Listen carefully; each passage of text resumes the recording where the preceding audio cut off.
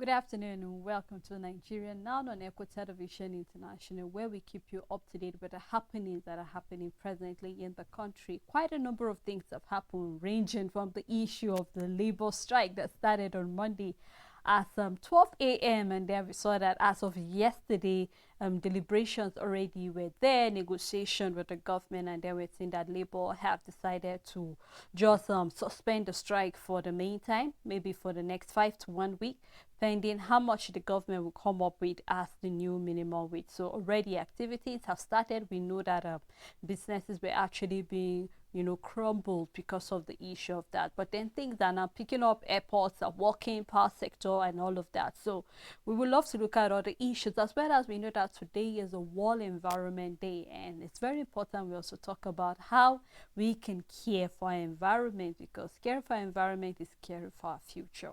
I am Sada Elisha Dasham, and I'll be doing the program alongside Rachel Tanzi. Good afternoon, Rachel. Afternoon, Sally. All right. Please do remember you can be part of the conversation by joining us via Facebook and YouTube. Drop your comment, your views, because today's interaction is going to be quite interesting, and we'll love you to be part of it. Now, we'd love to start with the issue of mining. In Niger State, about 30 persons have actually been trapped in a mining pit, as well as one person has lost his life as a result of that. Now, a number of speculations are going on whether it was illegal or illegal mining. As it is, the one person who died happened to be the security man in charge of the mining pit. And it happened that it's happening right while we're talking about World Environment Day, because we know every 5th of June has been put aside to celebrate the world environment. And just like every year, we do have themes that actually capture that and then for this year we're looking at land restoration, and then desertification, as well as drought resilience. And then I think every year different countries host it, and then this year Saudi Arabia will be hosting it. And the reason why I want to take a little bit backward, because in line with the mining, because we're still talking about our environment and how we can care for our land, because I say caring for our land, caring for our environment is caring for our future. And we can talk about the issue of restoration, because we're seeing that the issue of mining is there, the issue of deforestation is there, we're having erosion left, right, and center. We just celebrated the World Earth Day, where we're looking at eradication of plastics as well, because these are the things that are polluting the environment. So I just put this side by side, because I think it's environment. We look at what can we do. Already the damage has been done. I really do not know what happened precisely in Niger State, because looking at the scene, that whole place doesn't look like it was legal, in as much as it was made to look like it was legal. And then the people that were trapped there, I think since Sunday, so I really do not know if the people are still alive, because a number of people have sustained injuries. And then you could see the picture, Richard, that place is looking very, very dangerous. And I wonder how people survive. And I know that the Minister of Solid Mineral has been trying, I think from the very first week or first month that he was being inaugurated as the minister, he has been putting so much emphasis on the fact that, illegal mining is something that is really, really, really tampering with our land and the future. Already it's rainy season, we know what this does, talking about flooding left, right, and center, because the more we have people mining illegally, the more we have the earth loosening, and then it causes erosion and all of that. So let's not even talk about the gas that gets to be exposed to the environment, and then people get to be affected by one illness or another. Why? Because a certain gas was there. And so I just do not know what can the government do, because we know that the minister said that it is not for the state governors, but I know that there's no how the federal government can be able to control this without the help coming from the governors, even the local government chairman. Now we see we also have to touch the fact that there is a need for elections, because we need to have chairman as well that need to look into all of these things. So when you try to touch one of these things, Rachel, you just can't help but touch other things, because they're interwoven and they are related, and we need to tackle this issue of illegal mining that is seriously standing as a threat in Nigeria, especially to me. So it's World Environment Day, and a lot of us are sitting down and we do not know how much mining has eaten our soils and is degrading our environment. We don't know the magnitude yet, because nobody knows how deep these mining points, mining caves, and mining sites eat up down into the ground. It's just a matter of time before we will have a lot of wasted land that will not be habitable until after a long period of time. True. Now, these activities, we don't even know what will be the implication. Yes, we understand the most direct one now, that is that of erosion. We're seeing that of flooding. We're seeing how the soil is loosening and all of that. Trees are going. We talked about deforestation in the morning because some of these places are being cleared. I have a place in my area. Before getting home, there's just this much dense forest and growing up, and now it's becoming scanty. It was thick, we couldn't see the end of, we couldn't see through it, but now it's becoming more open, and open is cutting, and there are mining activities going inside. Now, if you see a mining activity happening here and there's digging, you'll be surprised to see how far those holes have eaten, the meters and kilometers they have eaten. So the surface might look normal, but under so much digging have happened. Exactly. What that means is that in the nearest future, we would have a lot of land mass that we cannot use, because under it is a lot of hole, and when you build, your building will collapse on you. It's just a matter of time. These are some of the effects that we can see now. What about the futuristic part of it? And we are talking about our environment. When you scatter a soil like that, you drop its pH level. So it will also reduce the agricultural land masses that we have over the period of time. The more farming and land we have will reduce, because by the time you dig all of these holes and all of that, you are destabilizing the pH of that soil, therefore making it not conducive for planting anymore and all of that. Because if you notice, one thing about mining areas is that things don't grow anymore like that. Even if there were trees before, things are no longer growing, because yes, there has been some destabilization to that soil, if I must put it like that. Now, Sele, another concern for me is anytime I see these miners, I don't care if they say this site is legal, but they are operating in an illegal way. Because what I know about an illegal mining site is that there are a lot of protective measures and things put in place. So like that cave don't look like anything protective was put in the first place. It doesn't look that way. It controls the number of people working there. That's what an illegal mining site looks like. Even the clothes the people wear, they are wearing more protective gears and all of that.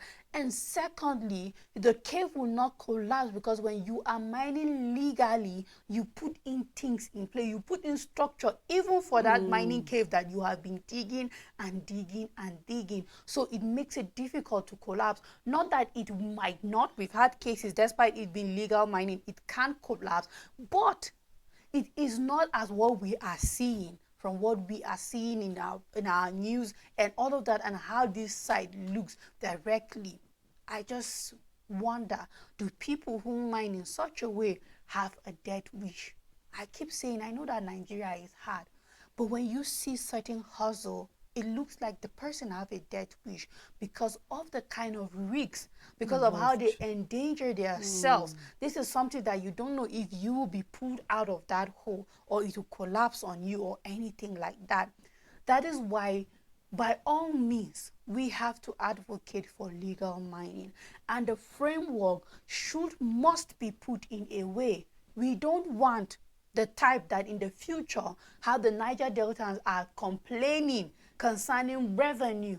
But for places like, for example, we have that of Shiroro, for example, now that we are seeing on the paper. When the structure is being put in place for mining to be legal, the committee must benefit from it. They will be the one there mining, they will be paid, they will have incentives, they will have derivatives and all of that. We see that from the FAAC allocation. However, we know that most of these mining activities happen in the local government, as we talk about, and we are moving for local government autonomy. So if this money is not even going to the right hands, it will still not be going to the right people at the end of the day. It will still be a problem. People will prefer illegal mining because at the end of the day, what is coming to us, and this land is owned by my grandfather, is owned by it is not government property, it is our family land, and you are mining and compensation is not well, we are not seeing it and all of that. I believe that that is the same case when we have the Niger Delta people, because they will say, you know what, better this illegal refining and oil bunkering, because we are not even seeing the money coming to us, and this oil is on our land, on our soil and all of that.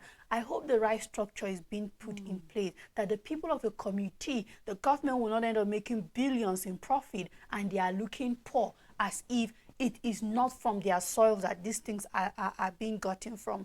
So much needs to be done, Sele. I just hope that the right thing needs to be put in place, and that people's life are not lost, because these 30 trapped people, Sele, are eventually going to die if they are not out of this hole at most today. Yes. Yes, because they will run out of oxygen. They will eventually run out of oxygen. So this time around, they are not dying because they are being pressed by rocks or anything, but because the oxygen there will not be enough for 30 people eventually. And if that is even the accurate number, because there could be more than that, nobody knows for sure at the moment now. So I just hope that something is being done with immediate effect. And you really made a point there, and I just hope that the community involved and even whoever will be there will do the right thing, because as of the time this report was being gathered, Rachel, even the rescue team are running away because the land is shaking. Yeah. So that is to say that mining activity has been going on there for a very, very long time, that even the rescue team cannot really get a place to stand properly to help people get out of that place. So just like you said, if they are not out as of the moment we're talking, because this happened since as of Sunday, that is just to say that we just had a mass burial happening there. Exactly. And let's not even talk about the issue of crime that will be going on there, killings, insecurity, because it's very, very not secure for you to be there.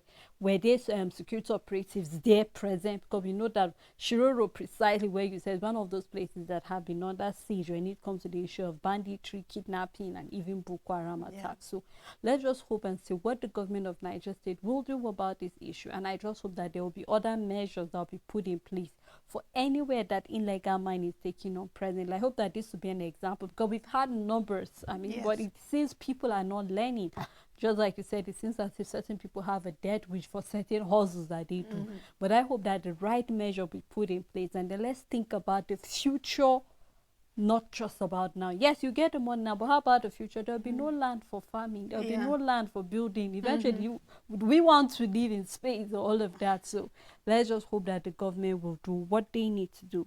Now we're saying that the issue of the labor, they have suspended the strike, and we've seen that the president has given the go ahead to the Minister of Finance, Edu, to actually go ahead and give a template of what the new minimum wage is going to cost the nation.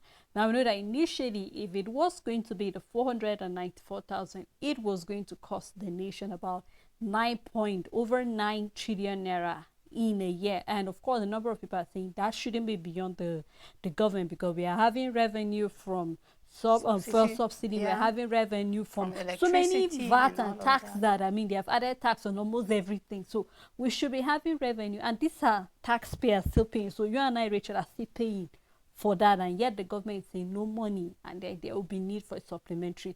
But right now, if they are going to work on the template of 60,000, because speculations are maybe it's going to be 100,000. So if it's going to be 60 or 100,000, what is it going to be? I remember you started a conversation in the one talking about we have a family of 5, and then let's do the mathematics, feeding, the transport, and every other thing, utility that has to cover for every person in that house. So I just hope that the government, in bringing out this new template, will actually think about all these other things, and how do they think Nigerians can survive at a time like this with that amount that they are speculating to actually present. So 48 hours, time is ticking already. So I think by tomorrow or today, we should have that amount. We should have it.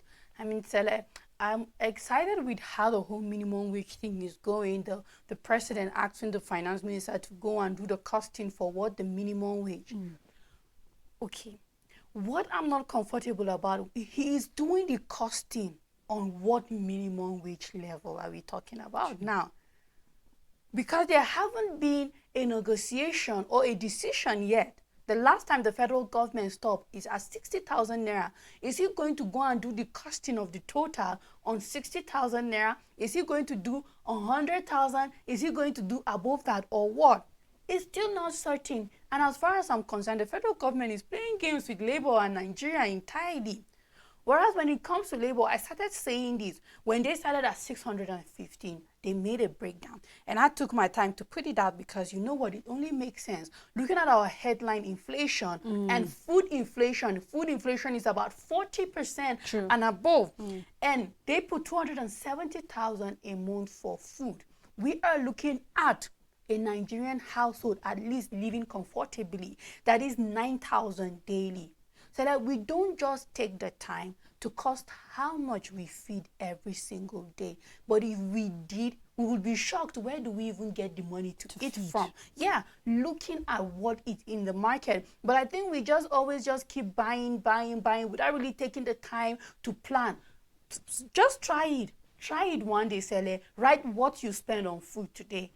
Just for a week. You'll be shocked and be like, oh, so I even have this money. And you just can't help but wonder. And I know this is the part that Nigerians become religious and we say God has been providing, because what will be the explanation that God has been providing? Because anytime you go to the market, the price will shock you. You are just in the middle. You don't know whether to be angry with them or to buy the food. It's always like that. And I believe that at 9,000 a day for an average family of 5 is fair. From the Labour is very fair. A matter of fact, that's if you are 5. We have households of 6, 7, 8, and 9, 12. 10, 12. And we can count the number continuously. But let's leave it at 5. Maybe the remaining will starve. They are on their own. Let's put it like that. And then when you come to transportation, we are talking about a household. It's not only you. Okay, you can calculate how much does this my sibling, how much does this my mom, my dad, everybody moving to school or moving to work in your household, and most especially when you have dependents. So these are school students. You have to put, be it fueling, be it paying for the bus in school to take them every day. This is reasonable. And looking at the fuel pump price as it is now, because this is what Labour put into consideration. Now they went for housing and rent. So like we saw how rent in some states like Port Harcourt, in Akwa Ibom, in Abuja, in Lagos. Because when you're talking about the minimum wage, you are not looking at only the states that housing is much more affordable. Yeah, you look at Nigeria directly and Nigeria as a whole, and then you look at it. A house, an average of 5 people need at least 3 to 4 bedrooms. And in my area, Sele, 2 bedrooms, a good 2-bedroom apartment, you will barely get it for less than 300,000. If it's good, it's 400, 500, 700, depending and on all if you of that. have light, and that water, is and all of this. That is 2 that you might get at 300,000.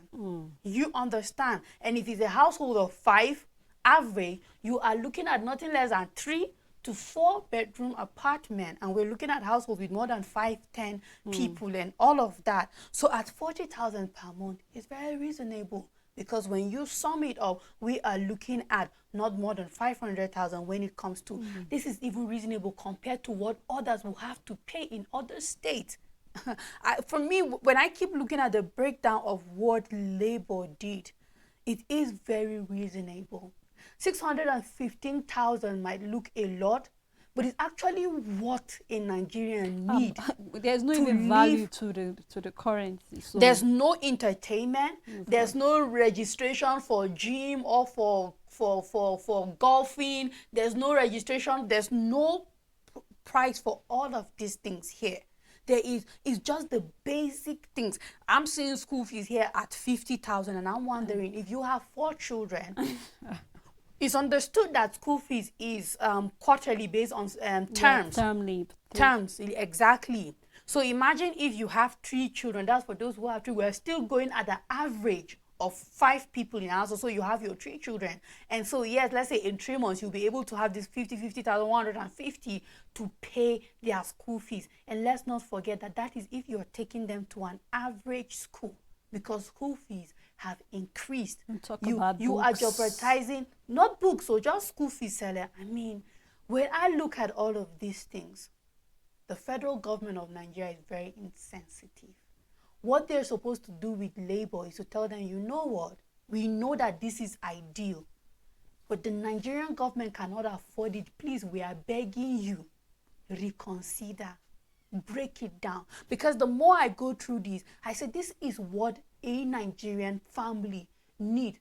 Not to be luxurious, just to survive, just for their basic needs. This is not out of place. What the Nigerian government is to tell the labor is say, we know that this should be the right minimum wage. It's not even a living wage, because it doesn't include security, it doesn't include vacations. It is not a living wage. It doesn't include luxury. This is basic wage. We know that this is what is supposed to be. But please, don't come out and tell labor they are insensitive, because at all level, you are the insensitive one. Now, what I do should not only bring the total of whether it will cost 9 trillion or whatever. No, we want to know. Just as how labor have brought down their own breakdown of what should be given, this is what I want the Nigerian government to bring, until I see what they allocate to housing, to food, to medical, to education, to transportation, to water, to light. Until I see it bit by bit, then that is when I will know whether we are in for trouble or we have a sensible Nigerian government. Richard, I love the fact that you took your time to actually break it down, because just in case maybe the government are not aware that this is how Nigeria is. Taking the fact of fact, let's not forget that our currency is not even valuable again. It's depreciating every day. Let's not forget the fact that the food price inflation is another thing on its own. We saw where bank, we're talking about the fact that Nigerians are coming to borrow not because they need to run a business, but because they need to eat. Yeah.